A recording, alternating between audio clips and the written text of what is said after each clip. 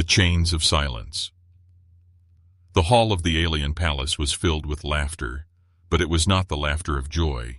It was cruel, sharp, and mocking. Bright lights from crystal lamps fell on the center of the chamber, where a young alien girl knelt on the floor. Her arms were bound with glowing chains, and a heavy collar of steel and energy was around her neck. She did not look like a warrior, nor did she look like a guest. She looked like a prisoner, displayed like a pet for the entertainment of the powerful.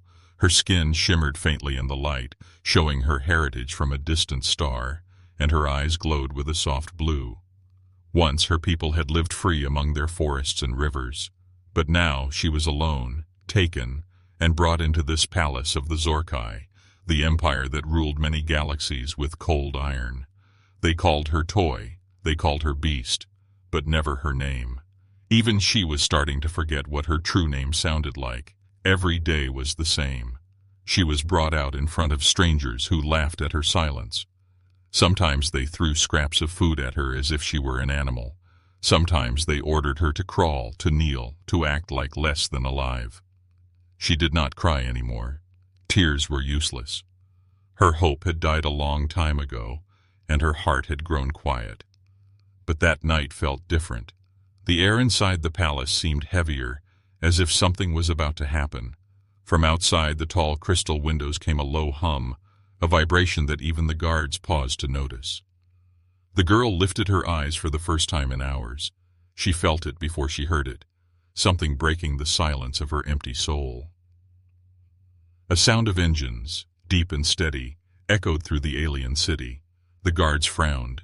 Whispers spread in the hall. No ship was scheduled to arrive at this hour.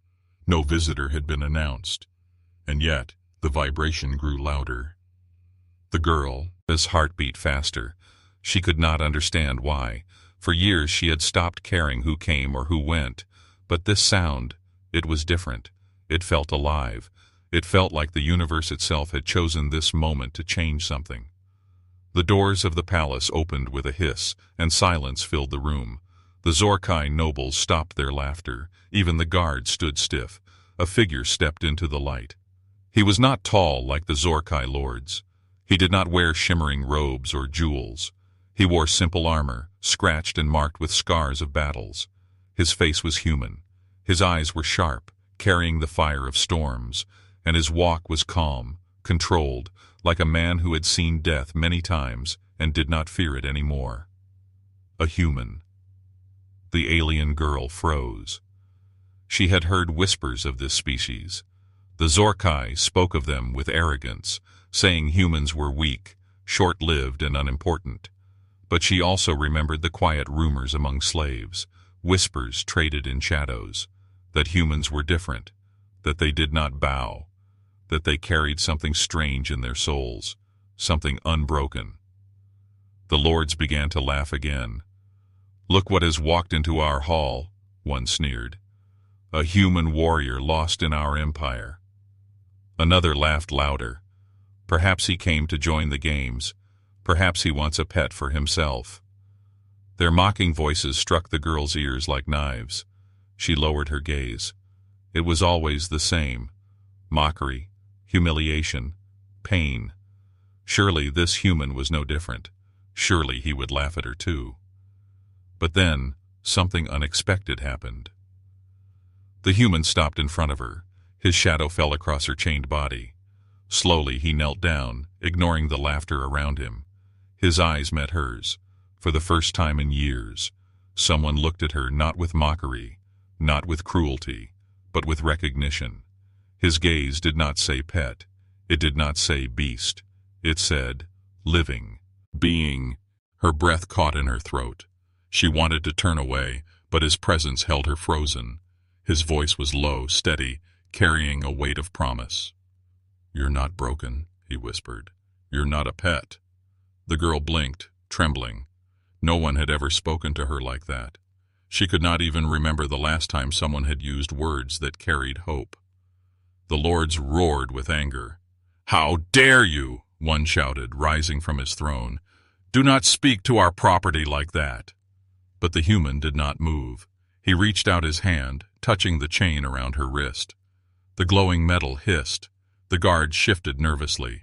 The air thickened with tension. For the first time in years, the girl felt something stir inside her chest. Something fragile. Something dangerous. It was hope. The human's hand tightened on the chain as his eyes stayed locked on hers.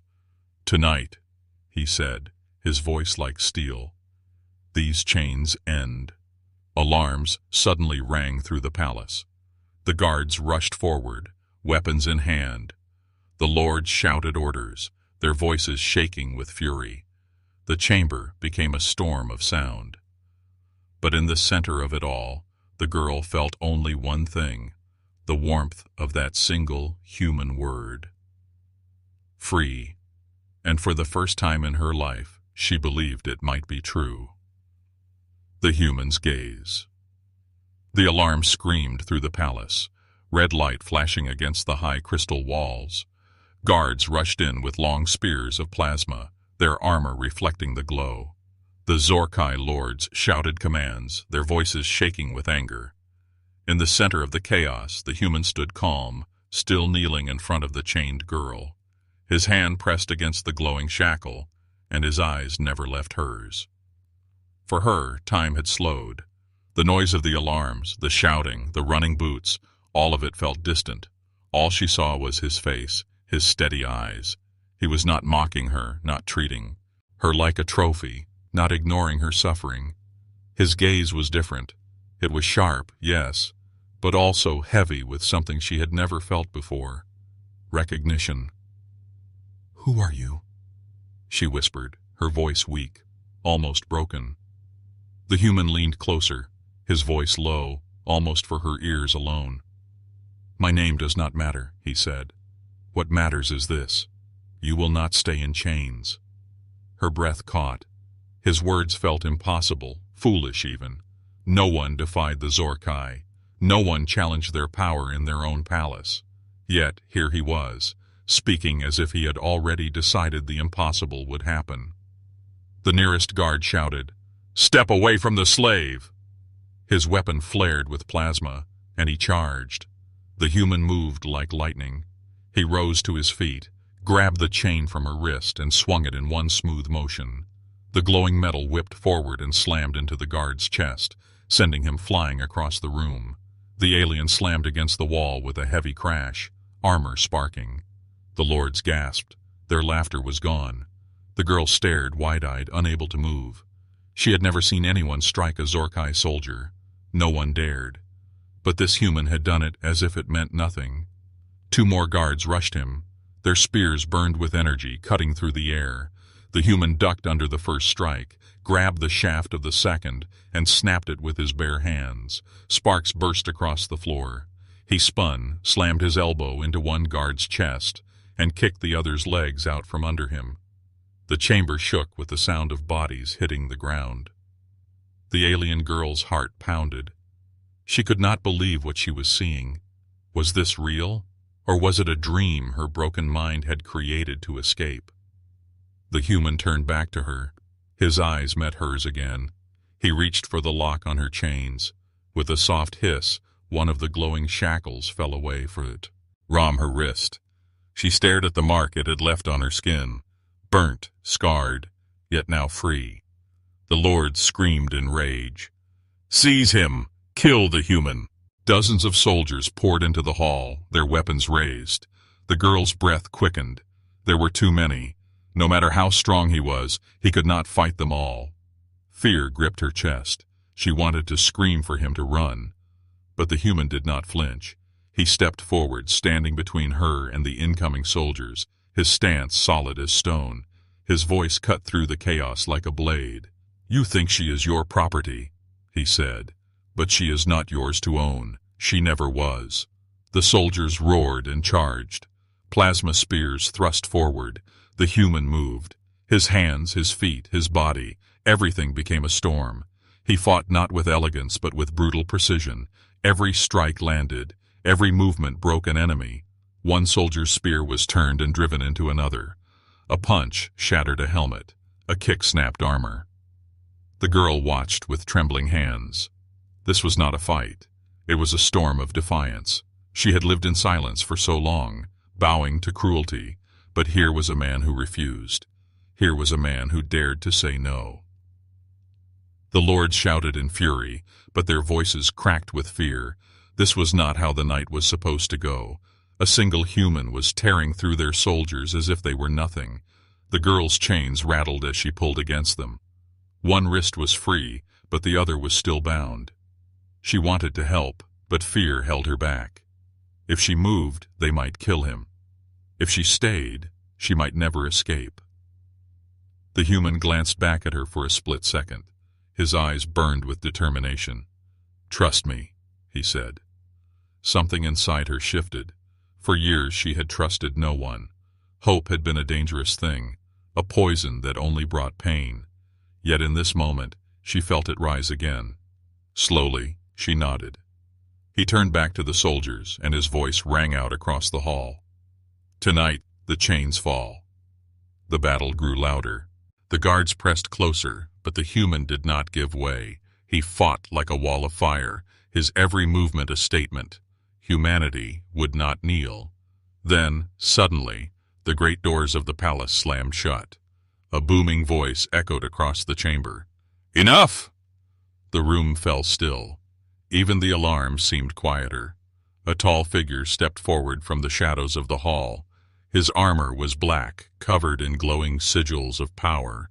His eyes burned with cruel fire.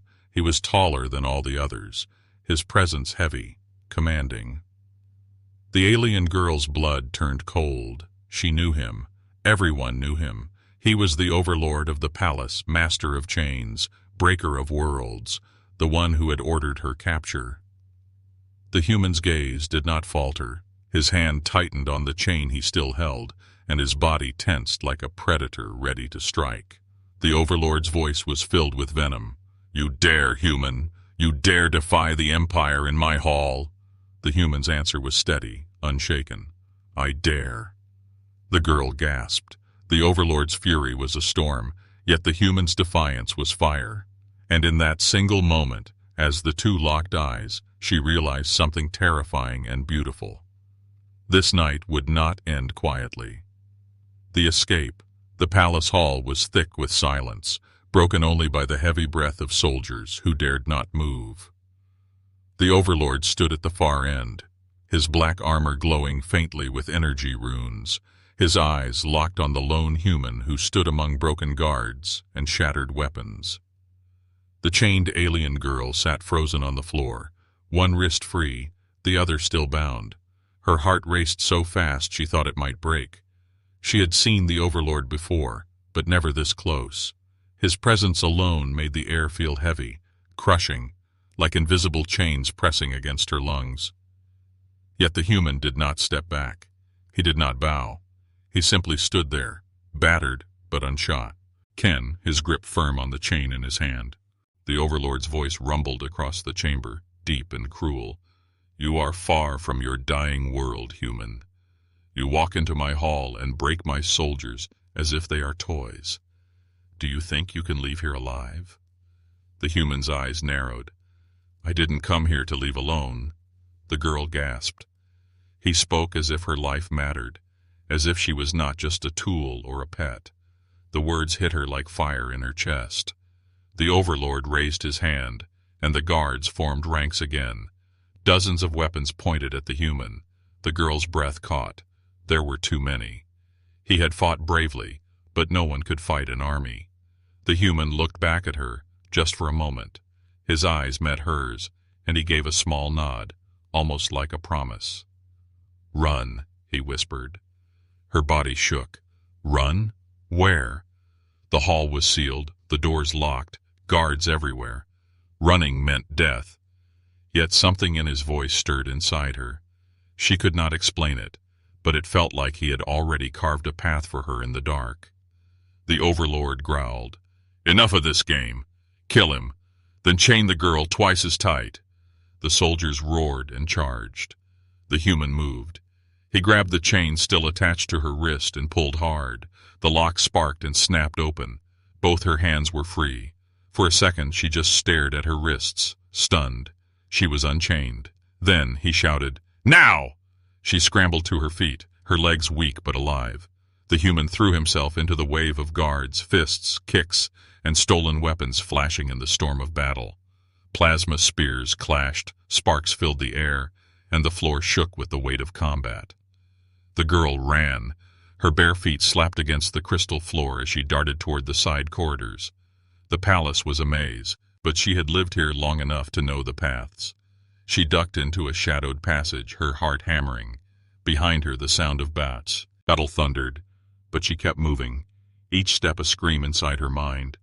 Free, free, free. But she did not make it far. Two soldiers rounded the corner ahead of her, blocking the passage. Their spears glowed bright as they sneered at her. "Running, pet?" one hissed. Her blood froze. She stumbled back, fear choking her.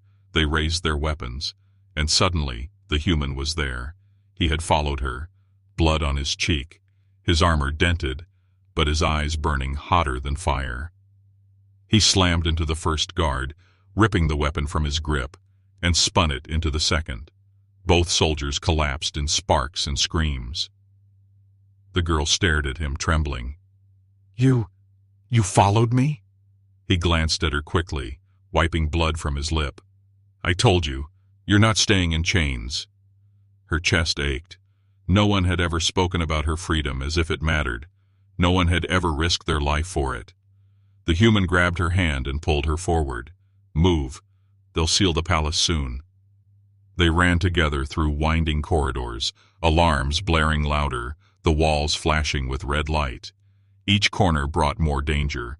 Patrols of soldiers, locked gates, collapsing barriers. But the human always found a way, breaking locks, tearing down guards, forcing open doors.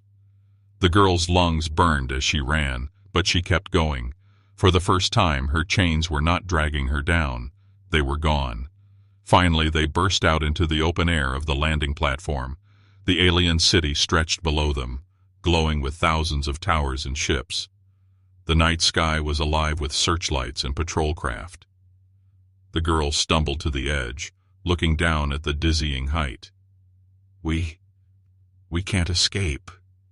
There's nowhere to go." The human scanned the platform, his eyes sharp.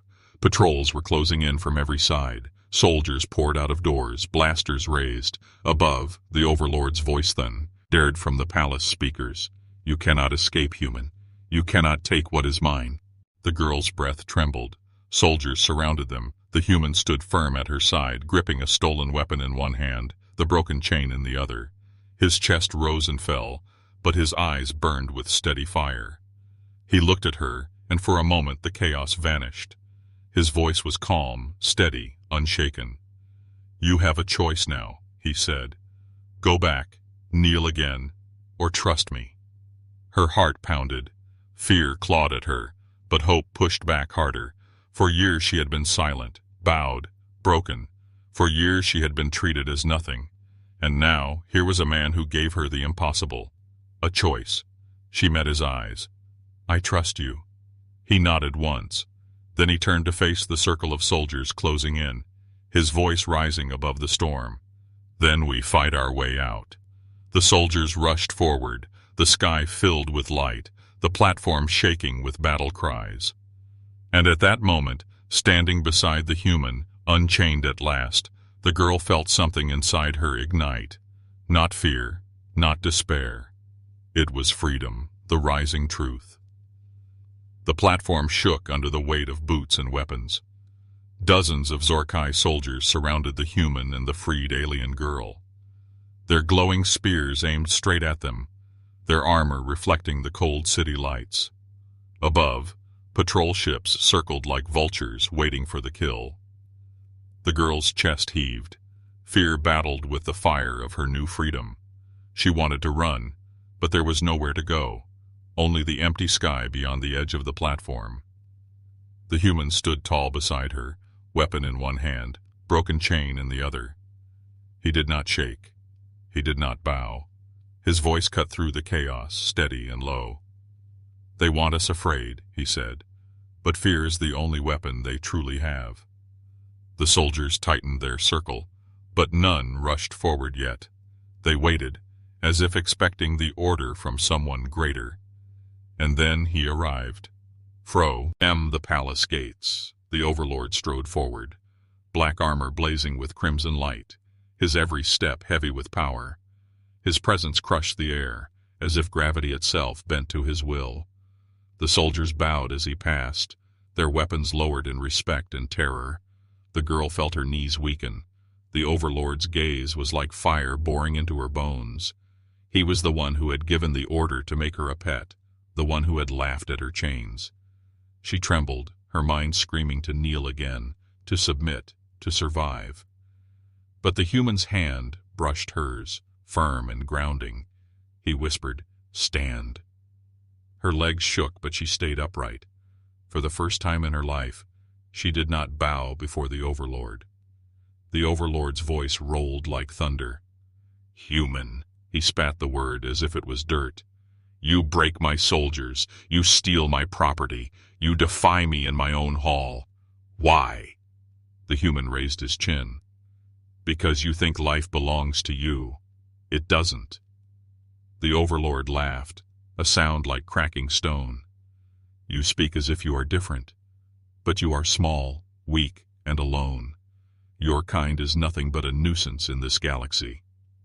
The girl braced herself for the human's silence, for fear to finally show. But instead his voice sharpened, full of fire. "Maybe we are small. Maybe we are weak compared to your empire. But humanity doesn't kneel, and we don't leave the broken behind." His words struck the girl's heart like lightning. We don't leave the broken behind. No one had ever spoken for her. Not once. Not ever. The overlord sneered. "So you came all this way for one creature? For one pet?" The human's gaze hardened. "Not a pet.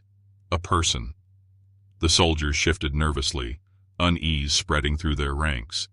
The overlord's fury deepened, but he masked it with a cruel smile. "You think you can save her?" he said.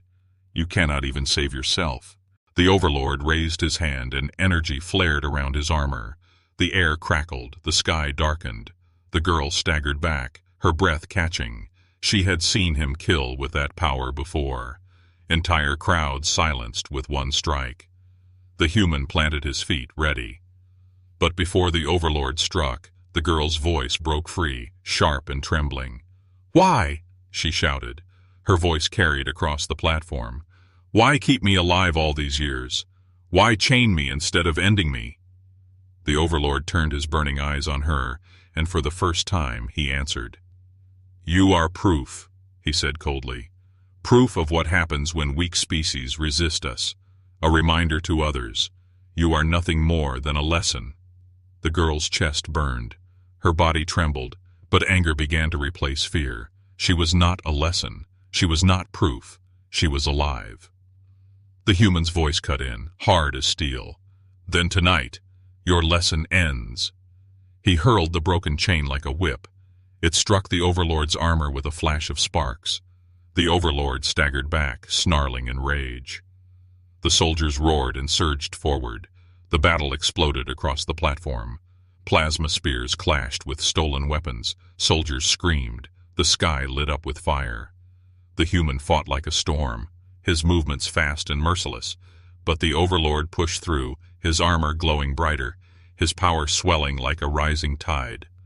Every step shook the ground. The girl backed away, her heart pounding. She wanted to hide, to vanish.